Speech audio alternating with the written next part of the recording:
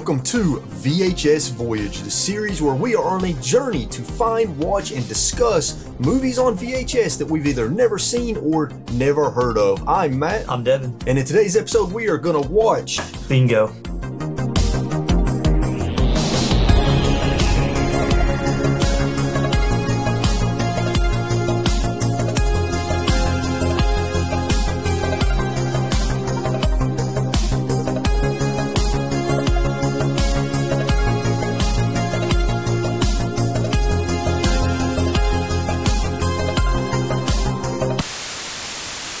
Before we get into discussing the movie, and I have a lot to say about this movie, I'm actually very excited to talk about Bingo. But before we get into that, Devin, hit us with some facts and information about Bingo. Yes, sir. This is directed by Matthew Robbins. He never directed anything after this. Oh, okay. Never again. He directed Dragon Slayer in 1981, which is a pretty well-known movie, but never directed again after this. It was written by Jim Strain. Didn't really write much after this except Jumanji.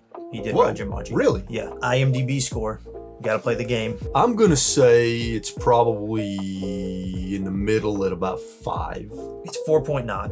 I feel like you're always one off every single time. This does not have a critic score. Not enough critics reviewed it on Rotten Tomatoes, so it does not have a critic score. But would you like to guess the audience score? I'm gonna go out on a limb here and say audience score 60. Whoa. Am I too high? Yeah. Okay. 40. A little bit lower. 30? 38. 38, okay. Yeah, almost 40. Okay. Almost 40. Okay. Didn't have a critic score, only one critic ever reviewed it. Actors, Robert Steinmiller Jr., who was the child actor in our movie, took a really long break from acting and got back into it recently, but he's only doing like super small indie films. I'm talking mega small indie films. Cindy Williams was the mom. She's known for American Graffiti, The Conversation with Gene Hackman, and she played Shirley on Laverne and Shirley, which was a big sitcom in the 70s and 80s, like a really popular sitcom. So you're one of the leads in that. So. Okay. Yeah, I didn't recognize her from anything, so that's good to know. David Rash is the dad. He's from Men in Black 3, Burn After Reading, and Woody Allen's Manhattan. I recognize his face, but I couldn't like put him in anything. But I was Same here. I know this dude for some reason. And the actor we recognized, Kurt Fuller, he was in a lot. Like there was so many IMDb. He had like over 100 movies in his IMDb. He's not really the star in anything he's in, but he's known. Most popular is Ghostbusters 3, Running Man, and Wayne's World. I recognized him from Midnight in Paris and Pursuit of Happiness. So that's like the first thing I was like, oh, he's definitely in those movies. So, yeah, I've seen him in a lot of stuff, but he's always like a side character. He's like that guy that comes in and says one line and then leaves. Right. That's what he is, but you will recognize him right away. Exactly. And the dog is Lacey, and I figured out in doing research for this, most male dogs in every single movie is played by a female dog. Really? Yeah. I don't know why that's a thing. Not sure. I kind of thought it looked like a female golden retriever. Yeah. I could not find any information on Lacey, so we're going to say... R.I.P. Whoa. I was going to say 30 years later, she's still trotting along. Nah, dude. Dude, I think she's alive. I think this dog is alive and well. I hope so. I couldn't find any more movies she was in, though. But, she was a rescue dog. I didn't figure that out. They found her at a shelter, apparently. Only cool fun fact I could find, I guess we missed this, but after the credits or somewhere in the credits, it says, Bingo's big fix coming soon, but that never happened. So they announced the sequel, but I'm guessing because this movie only made $8 million at the box office, it did not get the sequel that they were wanting to do. All right, let's get into talking about Bingo because I'm very excited about this one. Okay, Devin. Yes. This might be one that we don't agree on, and that's fine, but bro, I fucking loved this movie. I like Bingo too, Matt. Dude. I like Bingo too. Yes. This movie slaps. I can't even explain it. I can't explain it. When I was watching this movie, I'm like, why do I love this movie? Yes. It has it has like everything. There's prison escapes. There's one scene that is really good. The courtroom scene. Oh, the courtroom scene. That's got to be the best part. Yes. Let's just quickly kind of just go over the story in Bingo. So, Bingo, our dog, who is the star of the movie. Every great thing about this movie centers around Bingo. Bingo is a carnival dog, very smart dog. Actually, Bingo has human level intelligence in this movie. This dog is smarter than most humans in this movie, okay? Bingo is not able to perform a certain stunt at the carnival, so the owners make Bingo leave. he leaves. So he escapes from the carnival, and he comes across the boy. What was the boy's name? Chucky. The boy's name was Chucky, and his brother was named Chicky, wasn't it? His brother's name was Cheeky. His brother was the most random character ever. So anyways, Bingo finds the boy. They start to develop a bond, and then eventually the boy has to move away because his dad plays for the Denver Broncos, and I have something funny to talk about that in a minute. His dad plays for the Denver Broncos and gets traded to the Green Bay Packers. So he has to move across the country, and Bingo, his parents don't know about Bingo. So he ends up having to leave Bingo behind, and then Bingo travels across country to try to reunite with our boy. And that's essentially the story in the movie. And then basically all throughout the movie, you're following Bingo on these crazy adventures, getting in all these crazy scenarios, which we're going to talk about, until finally, of course, he eventually gets reunited with the boy. So the story is about the adventure of this dog cross country to reunite with this boy that he is bonded with. Not a very complex story where the interesting elements come into play, all of the crazy situations that Bingo gets in. So I figured what we could do is go back and forth talking about some of the scenes from the movie. Yeah. So you want to start us off with one? He goes to a truck stop that serves hot dogs, but the dogs are actual dogs. This guy, actually, the actor that was kidnapping the dogs is Glenn Shaddix, who's in like Beetlejuice. I thought I recognized him. Yeah, he's like, I want to be careful what I say. He's kind of the big guy in Beetlejuice. That's one of like the mean He's parents. fat. You can say he's fat. It's fine. Demolition Man. He's like always eating Taco Bell. He's in Nightmare Before Christmas.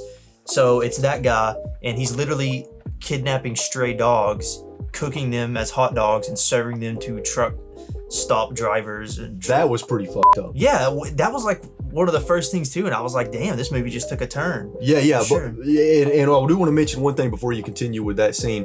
This movie is, at first glance, when you see it, it looks like a kid's movie. But the way that this movie flows and the way it's written, it can appeal to both adults and kids. There's adult humor and kid humor in this movie. There's some language in there too. Yeah. It was the 90s though, so I guess it was a little bit different. Yeah, 1991 is when Bingo came out. All right, so continue with your scene. Yeah, basically the dude's just cooking dogs and feeding them to this truck stop people, and Bingo gets taken into as kidnapped as one of the dogs and leads this valiant escape out of this truck stop basically, and frees all the dogs there. Yep. And just to give you, this is a great time to give you an example of just how smart they made Bingo.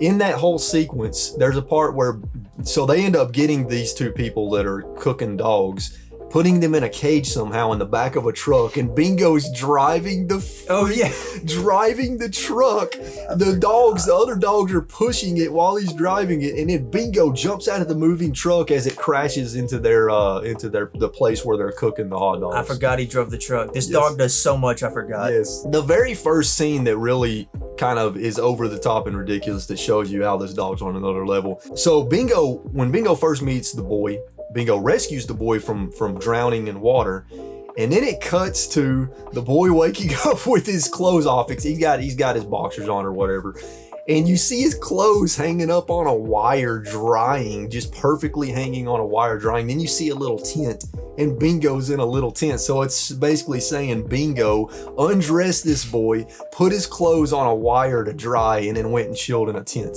Okay, I'll talk about the camper. The camper, okay. These two bad guys kidnap a family, lock them in a camper. Bingo comes into the camper. This dog is smart enough to free the family, call the police. He can't communicate as a dog, so he's hitting the buttons on the phone as Morse code, and the police recognize the Morse code. The police come in choppers and cars, and they surround this van. There's a giant shootout. The van gets loaded with like 5,000 bullets, and Bingo escapes and is fine and frees everyone. There's a scene where Bingo, as he's trying to find the boy, he gets pulled over by a police officer, and the police officer writes him a freaking warning and gives him a warning for I don't know what drunk driving or whatever. Yeah, he was drunk. He was drunk because earlier Bingo grabbed some champagne in a basket because there was a female dog in the neighborhood and goes into her doghouse at night, and then you see him come out the next morning drunk, drops the empty bottle of champagne and stretches like he's been having sex all night. There's another thing with that scene with the cop though. He makes him do a what do you call that? Where a police officer makes you walk a straight line, like a sobriety test, to see if you're drunk. Yeah. He makes him try to walk in a straight line, and the dog literally gets on his hind legs and walks to see if he's drunk or not. Bingo goes to prison and escapes. And literally escapes prison by digging a hole in the wall like Clint Eastwood and escape from Alcatraz. He frees another man. This movie's insane. So one thing I wasn't expecting from Bingo is, obviously I was expecting a comedy, but going into it, I wasn't expecting it to be a slapstick comedy. Right. This is straight up a slapstick comedy. Yeah, it is for sure. I was not expecting that. The dad who plays for the Denver Broncos, I thought it was hilarious when you see their house and literally everything is Denver Broncos. I wrote this in my notes. Yes. It's not just everything. There's shower curtains, bed sheets, the car hood is Denver Broncos. The walls are orange. Yep. All their clothes are blue and orange. Everything they wear is Denver Bronco. Literally everything. The kid goes to a park and opens a textbook. The textbook is blue and all the words are orange. Yes. Did the Broncos pay them? Dude, they had. I put this in my notes. I was like, I swear the Denver Broncos paid them. And the dad is, the whole family's kind of shitty except the boy. Like the brother's an asshole. The dad and the mom, they don't seem to really care about the boy that much, especially the dad, because the boy is missing. And the dad's like, I'll just call police in the morning. It'll be fine. The boys literally could be kidnapped or dying. He's like, I'll wait till the morning. He's fine. Yeah. It was the early 90s, though. It was a different time. Yeah, I guess. It was a different time. Did you want to talk about the court scene? You can take it if you want to. I think it's the best scene of the movie. Okay, so basically, when the dog catches the criminals, right? Bingo gets subpoenaed to court to go on the witness stand. So Bingo's actually on the witness stand while the defense attorney questions him. And then he gets cross-examined by the prosecutor, or no, it's the other way around. The prosecutor questions him, and he gets cross-examined by the defense attorney for the criminals. And there's a part where the defense attorney talks to the court dictator lady that records everything that is said, and he's like, "Could you please read back the Bingo's last statement?" And she starts going, "Bark, bark, bark, bark, bark, ruff, ruff, ruff."